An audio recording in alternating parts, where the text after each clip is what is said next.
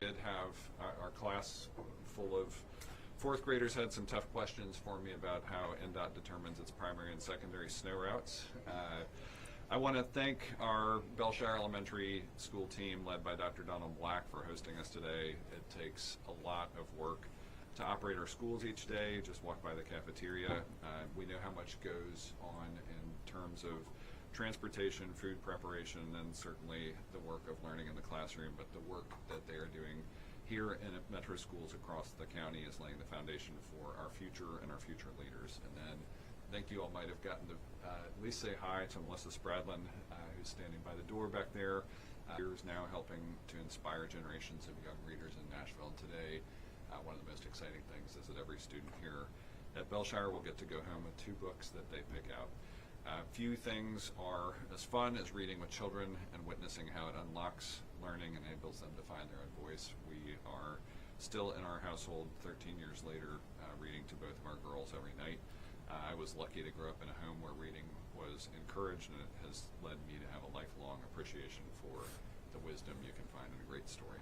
So when kids are young, we want them to have early and easy access to books. Early literacy is proven to set our children up for greater academic and financial success. Metro is working with community partners to encourage broader access to books and early literacy through programs like Bookem and the Nashville Public Library Foundation's new initiative, Begin Bright. While other states are proposing funding cuts for vital partnerships like Dolly Parton's Imagination Library, I've announced a $1 million investment pledge for Begin Bright. This program, anchored by NPLF, aims to have every Nashville child start kindergarten reading ready. It combines Dolly Parton's long-standing Imagination Library commitment to getting high-quality, age-appropriate books free of charge to children from birth to age 5 with Nashville Public Library's innovative award-winning early literacy programming and new technology to give parents, child care providers, and more training and literacy tools to vastly extend the impact of those books. And they've got 3 new programs that are kicking off very soon. A little library, including a cart in every child care center in Nashville. It's one of the core initiatives. An app to provide training for parents and child care teachers on the basics of helping a child become reading ready by kindergarten.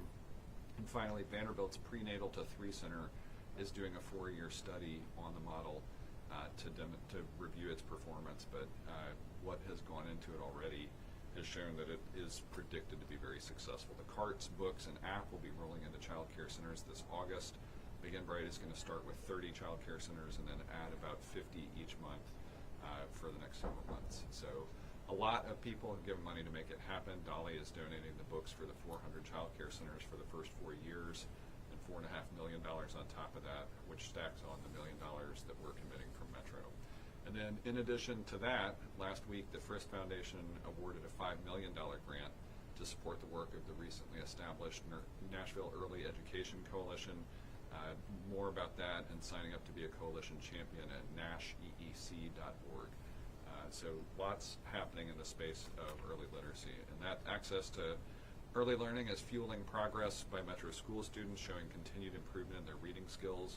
Metro Schools was one of only 2 large urban districts with top 10 growth in both reading and math on the 2023 and 2024 Education Recovery Scorecard. And that was especially true in reading, where students marked their highest scores since new standards were introduced. And this year we just found out from the district that we are the only large urban district that was in the top 10 for growth in both reading and math 2 years in a row. We're also supporting access to learning beyond the school year, especially for students preparing to enter the workforce. So many different careers to explore here in Nashville. Want to connect students to workforce learning opportunities here at home. The Power Youth Summer Employment Initiative, housed at Metro Action Commission, employs about 1,400 youth each summer in a variety of internships and jobs, and right now they are taking applications. All Nashvillians between the ages of 14 and 18 are eligible to apply. The application portals open through April 25th at poweryouth.nashville.gov. You can create an account there and then begin searching and applying for positions, and these are paid opportunities. If you need access to a computer for any of that, the Metro Action Commission has dedicated computers at their main location at 1281 Murfreesboro Pike. Last year, more than 100 Metro departments, nonprofits, and organizations throughout Nashville participated in the Power Youth Initiative. The employment opportunities run from June 2nd through July 18th. One of our long-term goals is ensuring great opportunities for young people don't happen in silos. Coordinating work in this space is what the announced Director of Youth Safety will tackle, because there's so many great programs in our city, and we know families will benefit from being able to explore them in one place. My daughters enjoyed the snow days. I'm excited to be back to school today, though. Metro Schools works diligently to keep students safe during winter weather, and I want to give a huge shout out to Philip Jones and the entire NDOT team, who again did a great job with snow removal and handling this week's winter weather. Teams were out pre-treating roads early in the week. Once the snow hit, they quickly got the roads cleared and kept them that way, even as temperatures drop below freezing, which makes the work more challenging. We've gotten great feedback on how NDOT has handled both of this year's snow events, and that's partly thanks to the nature of the snow and precipitation we've received, and partly due to the addition this year of more snow plows that are state-of-the-art to our fleet. The new plows have allowed NDOT to add 800 miles of new routes and get deeper into neighborhoods during winter weather. You can see all of the primary and secondary and post-secondary routes at nashville.gov/snow, and we certainly encourage people to continue using Hub Nashville to report areas that may not be on routes yet, because it helps NDOT prepare for future winter weather events. NDOT teams are a great example of how public servants are impacting quality of life in Nashville. This week I've been struck by the integral role that Metro departments play when working together during big events like a winter storm. While NDOT crews are clearing our roads, they're communicating with our Office of Emergency Management. OEM leads our storm response and coordinates with a wide variety of Metro agencies, organizations, and government partners. Police, fire, EMS, mental health co-responders, outreach workers, doctors, nurses, social workers, and dispatchers are all key to helping support residents in need of emergency services, food, and shelter. And OEM works with our communications team to help us make sure that we've got comprehensive information available on nashville.gov, as well as on multiple social media channels. The Office of Homeless Services operates an emergency winter overflow shelter. This is a place where people can not only stay warm but get meals. Metro Public Health Department nurses tend to basic health care needs alongside other partners like Neighborhood Health. On our coldest days, the overflow shelter stays open 24/7, again, to support the issues that happen when people are trying to use our core shelter network with Nashville Rescue Mission and Room and Ed. For homebound and vulnerable residents, Metro Social Services increases check-ins with senior Nashvillians and people with disabilities who may need food. The Metro Action Commission provides low-income home energy assistance to help residents tackle energy costs. MDHA has a weatherization program that helps households living on a low income prepare for winter weather by insulating attics, walls, floors, caulking, and weather stripping leaks. And Metro Water Services keeps water safe while helping customers who encounter issues with their water service. And they have teams that are available 24/7. Also, after we get this cold snap, when things warm up and the pressures on pipes change, we sometimes see more main breaks, and they've got crews out there ready to respond when we have those issues.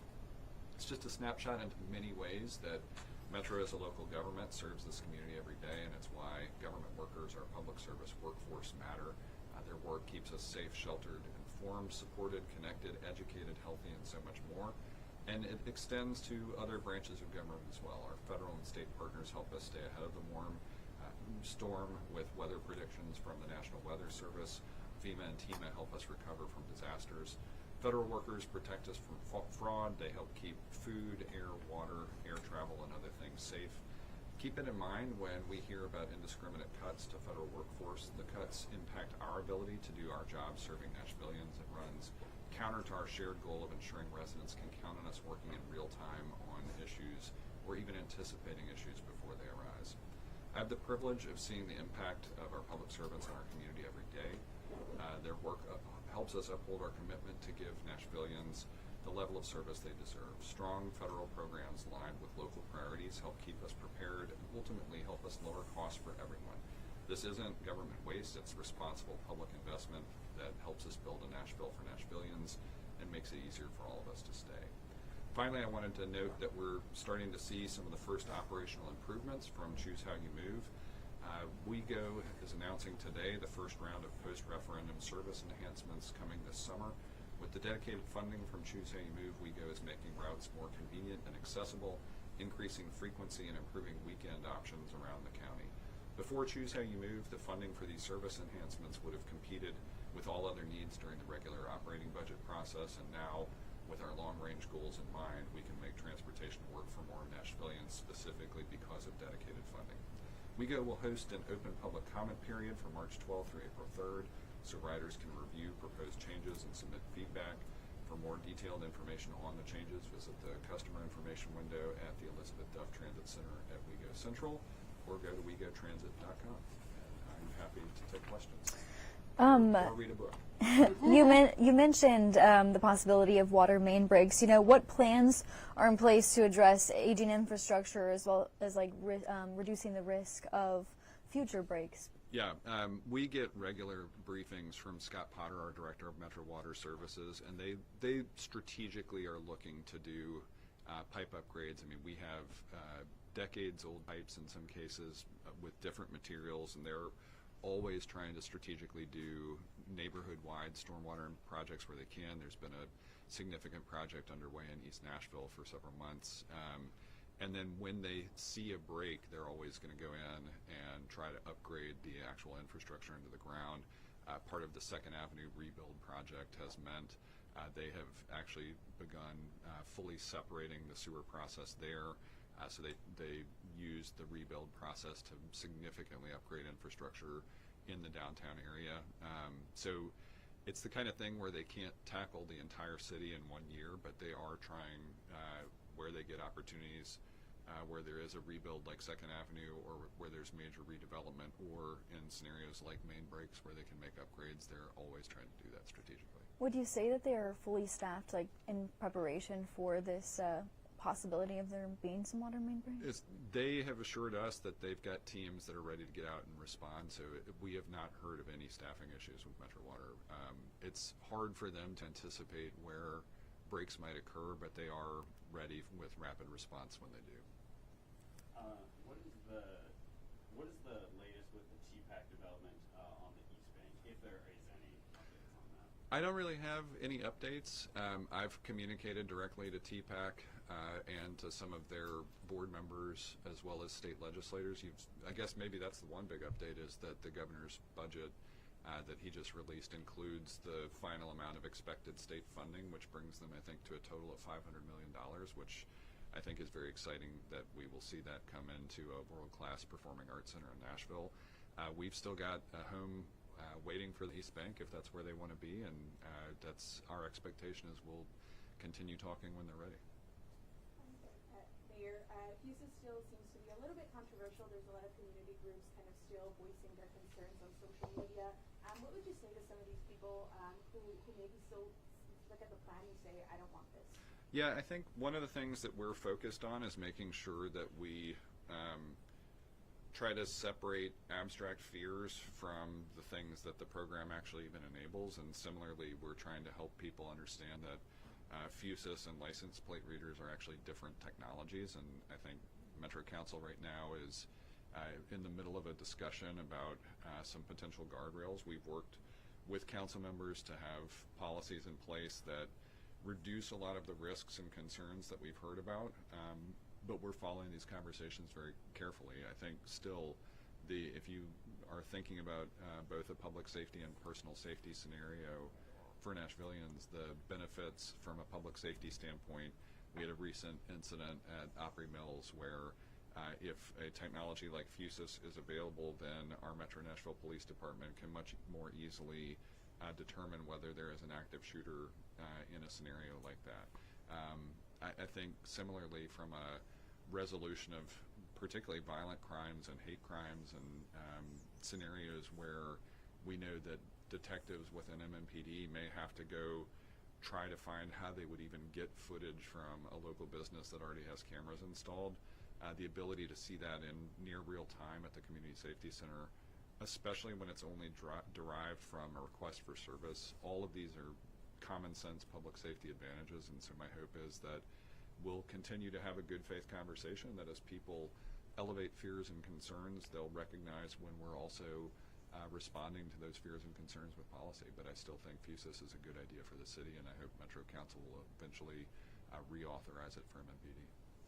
Mayor, have there been any reports of, federal job cuts in Nashville, related to this nationwide government reduction? We have not heard reports of any office closures or layoffs impacting Nashville. We are starting to hear some signs of Still questions about whether a freeze on funding is in place. We've heard from the Greater Nashville Regional Council and some of the courts programs that they've had some intermittent difficulty accessing funds. It's hard to tell if this is just transition issues or if funding is frozen. So we're evaluating this every day with our legal and finance teams. And I do know that we've heard of multiple job cuts related to refugee programs, and so that's mostly been occurring in the nonprofit sector of organizations that have long done that work. So we're also trying to track those impacts. If the success at clearing the streets keeps up, do you think national institutions like NPS or NPL should shift how they respond to winter weather? We haven't had those conversations yet. I think a great example this week was we knew there would be some precipitation very likely Tuesday night coming into Wednesday. There wasn't much forecast Wednesday to Thursday, but we got enough of a dusting that when I woke up and looked out my window, even my street was kind of back to not being as, like when I went to bed, clear and dry, like it wasn't going to refreeze, it seemed fine, but woke up and it was a little bit more challenging. And even with NDOT starting at 3 a.m. Yesterday morning, it would have been hard to say we should have had buses on the roads, especially in areas that are off of post-secondary routes where school buses might travel. We're still having, I think, analysis of the new routes, and we'll probably have those conversations. What we've typically done over the past couple of years within Metro is generally let departmental leadership make those decisions. We had the mayor's office and courthouse closed on Wednesday, but we were back open yesterday. And so I think we'll probably continue that, but we'll keep looking at the data, the performance of the routes, and we are expecting more snowplows this year as well from an already placed order. Do you agree with the resolution requesting an MPD to audit Metro school securities? I know opponents have felt that Metro schools are kind of being unfairly targeted.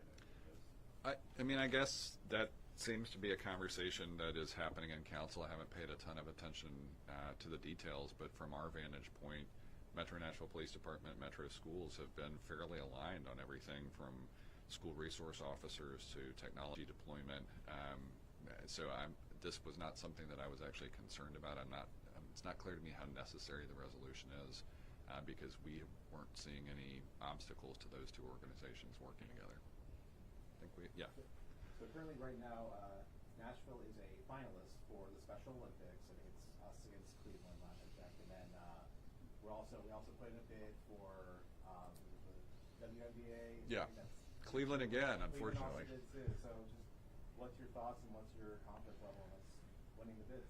Yeah, we knew that the WNBA bid process, like NWSL, was going to be very competitive. Similarly, the Special Olympics.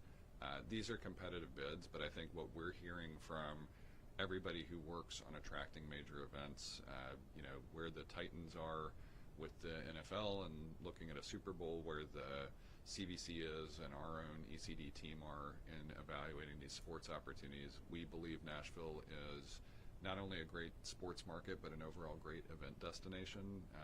The CVC has gotten us to the point where we've got now a couple of different national broadcasts for Nashville-based events. I think the city is well positioned to attract visitors of all kinds and have things that locals are going to benefit from if we get these opportunities. Darren Jernigan on our team has helped us recreate a disability advisory committee, and I know there's a lot of excitement about the prospect of having the Special Olympics here. So we're taking the bid opportunities very seriously and trying to be competitive just like we are when we go and compete in state and federal grant scenarios. You know off the top of your head the legal proposed service enhancements? And I know you talked a little bit about funding already, but are you concerned about the federal funding? Choose how you move.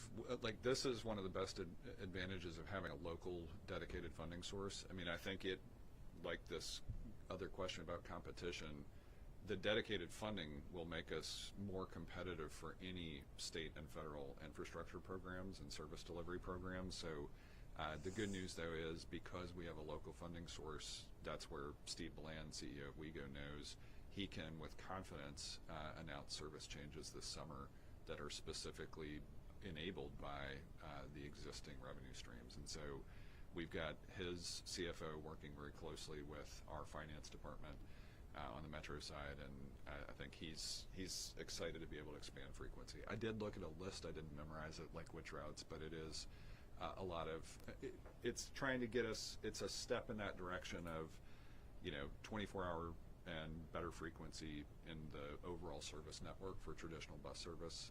So it's a good package of changes. Yeah, that'll have all the details.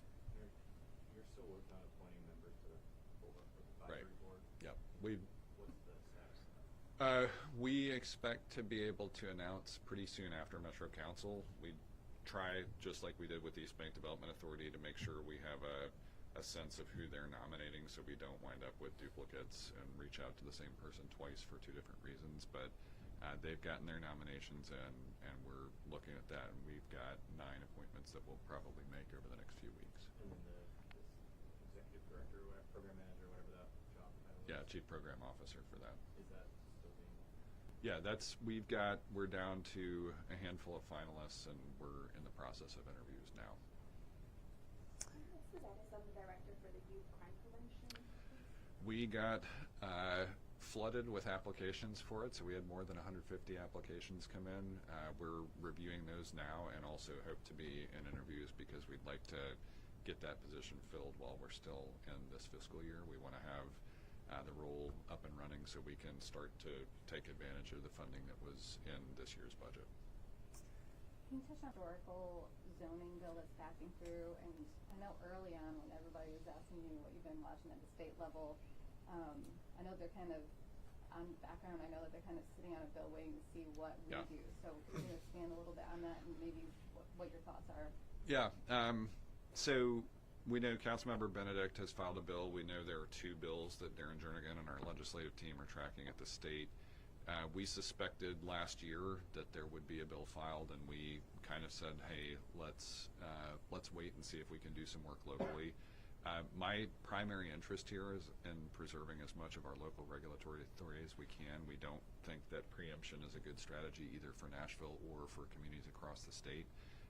So I'm right now, I think Councilmember Benedict is on the right track. We've had continued discussions with historic and planning, legal and finance to make sure that it accomplishes the basic goals of not resulting in unexpected job cuts or deep changes in role or mission. We're still strongly support the idea of preservation and how it works with character both downtown and in neighborhoods. And so it is a little bit of a needle to thread between what the local approach is and where state legislators are on this. But I think we're going to try to work with Councilmember Benedict to see if we can get something passed locally.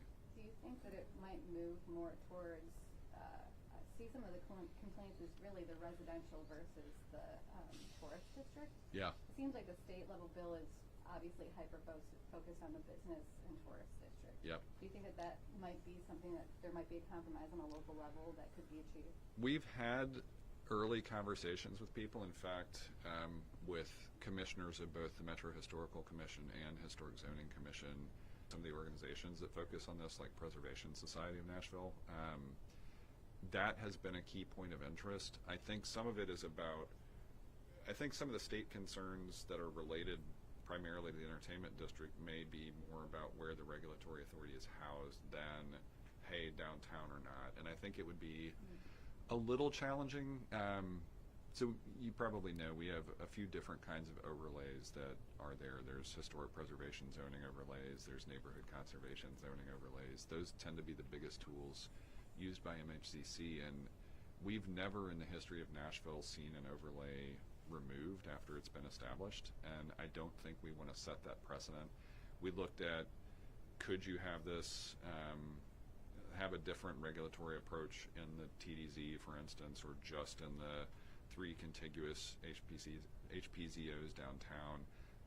It's not clear that either of those scenarios is going to be accepted by some of the state leadership that's working on this, and so we'll we're going to continue to have those conversations, but we also know there's a little bit of a timeline because they'll be passing bills by April. Do you think that they'll sit on it if you guys make some moves and you continue in conversations and maybe give you a little more time? It's hard to say. Yeah, it's hard to say because I think some of the perception is this is why we did this work over the past year to get the MHCC process folded into a bigger review of development services, and I don't know if they will be willing to give us another year. I think there's a little bit of a, hey, we gave you a year, we expect to see some results. So I don't know. I know you kind of pointed out that you're not really happy about the federal cuts that are happening, but I guess a lot of organizations have kind of pointed out, financial mismanagement here in Nashville. Would y'all ever consider creating a Department of Government Efficiency yourself? Well, Many does. we do have an Office of Internal Audit, and that's pretty much what it is. I mean, it's the equivalent of having a Metro Inspector General, and they routinely find findings, and we've had people dismissed. We've seen people effectively have to go through a civil service process there. We've had departmental leadership turnover. We take this very seriously, and our Metro Finance leadership takes it very seriously, and so there's an audit committee that reviews things all the time. There are a couple things they're considering right now that we're paying attention to, but we want local government to be extremely well run, and we want it to be accountable and efficient, and so I'd say our overall approach is to pay very close attention to the audit committee and make sure that there isn't any fraud or waste. And when there is, we respond to it definitively. Thank you. Thanks, everybody. Thank you. You don't want to read the book. I've already read it once. It's an interesting story about the tradition of discrimination against left-handedness. Are you left-handed? I am not left-handed. I'm left-handed.